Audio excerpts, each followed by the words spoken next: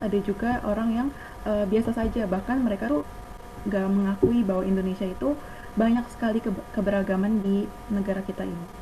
Kita akan kaya hasil alamnya dan juga banyak sumber-sumber yang bisa kita gali tuh. Apalagi letak geografis yang menurut saya sangat luas perairannya, dan itu juga sumber kekayaan kita salah satunya di situ, dan kita seharusnya sebagai abdi masyarakat tuh bisa berperan aktif untuk demi kemajuan Indonesia gitu. Indonesia ini dulu masih dijajah bangsa-bangsa lain.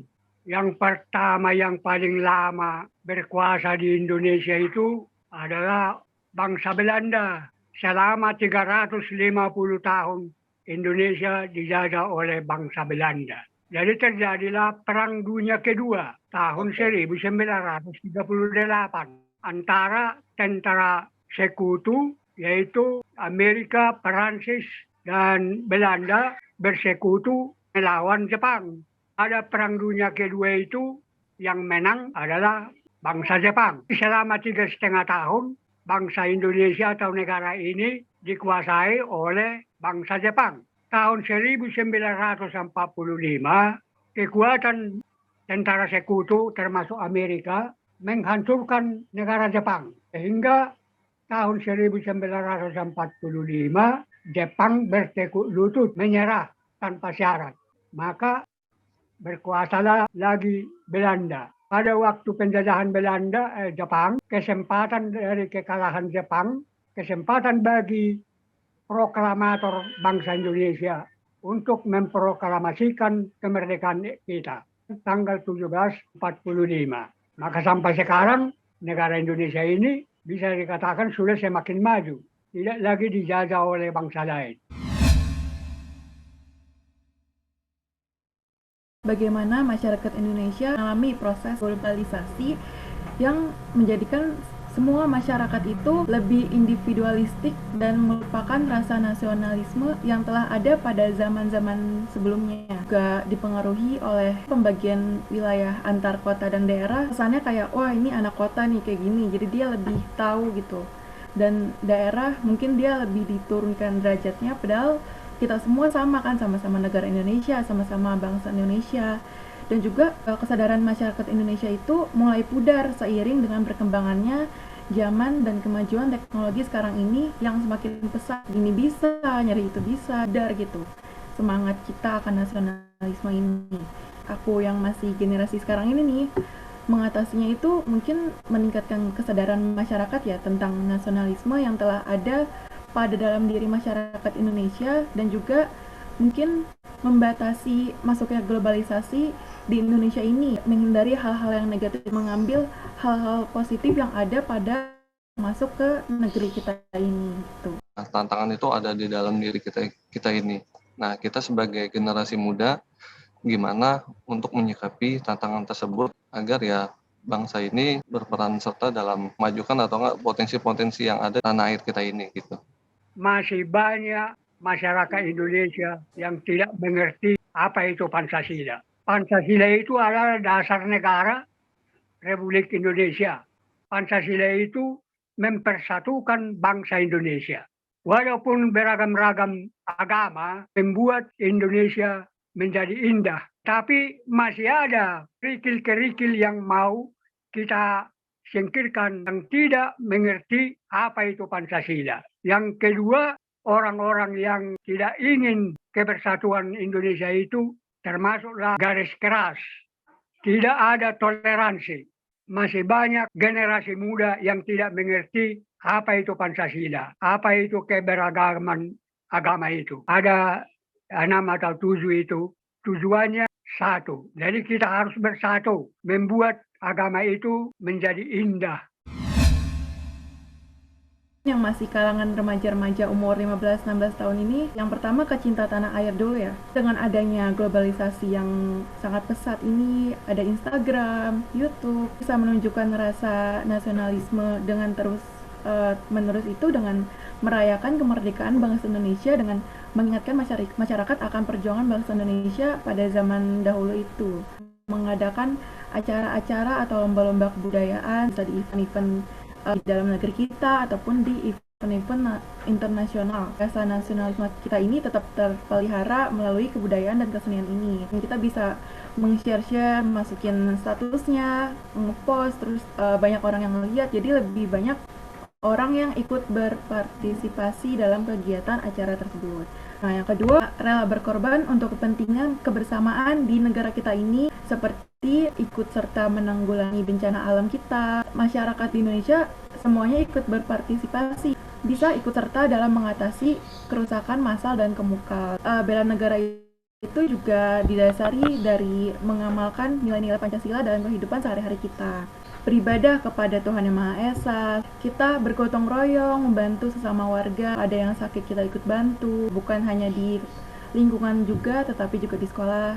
Kalau menurut saya, karena kita sebagai aparatur sipil negara itu, kita bisa memberikan inovasi-inovasi terhadap pelayanan masyarakat ya, terutama di bidang itu kita harus ya mengikuti perubahan yang ada gitu. Jadi kita sebagai ASN itu tantangannya sangat jelas dan tergantung diri kita sendiri apakah kita bisa mengikuti tantangan tersebut gitu.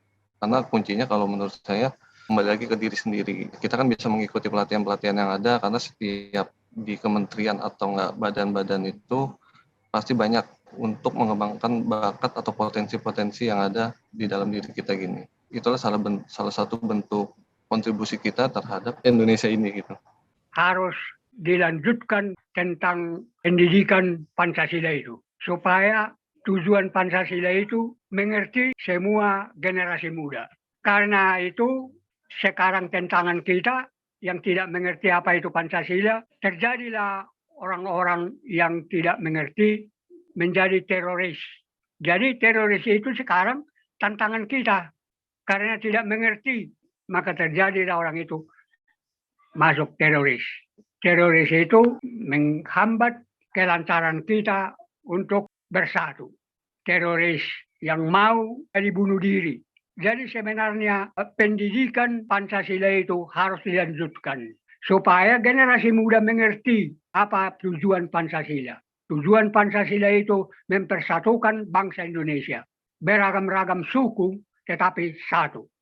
Karena tidak mengerti generasi muda sekarang, terjadilah teroris. Nomor 2, masih banyak orang yang mau korupsi.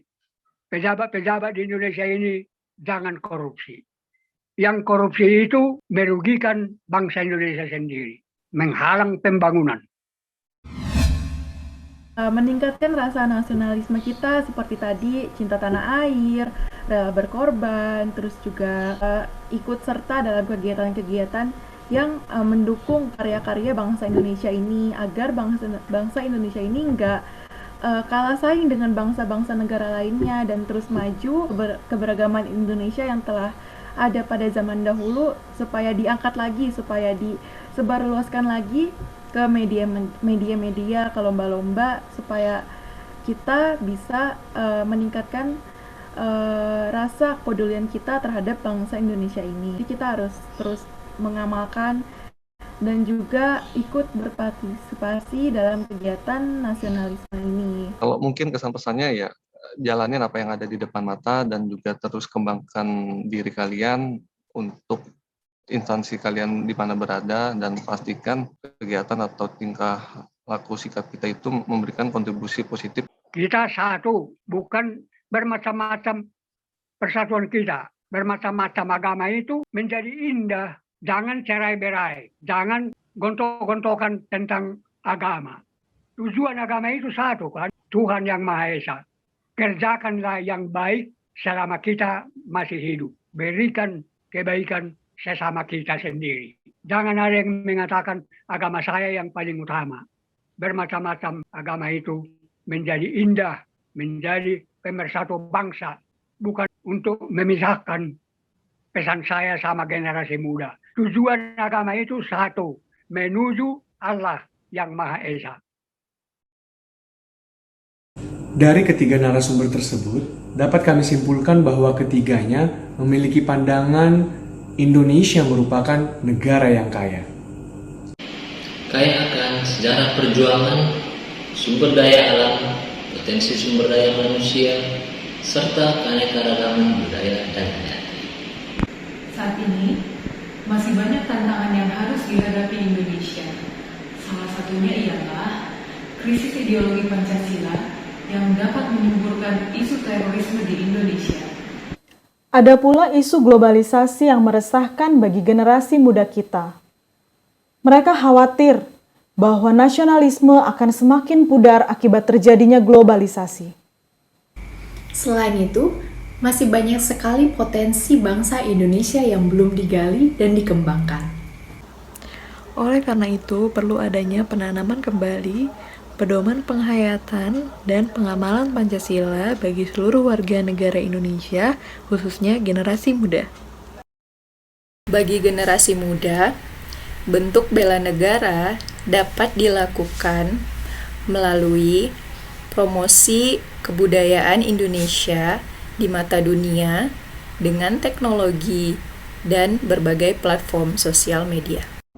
Sebagai ASN, kita harus terus meningkatkan kemampuan kita supaya kita mampu beradaptasi terhadap segala perubahan dan juga kita dapat terus berinovasi serta memberikan kontribusi secara optimum dalam membangun bangsa. Semoga masyarakat Indonesia dapat semakin menyadari pentingnya toleransi akan keberagaman suku, agama, ras, dan antar golongan yang ada di Indonesia. Demi terwujudnya Indonesia yang merdeka, bersatu, berdaulat, adil, dan makmur.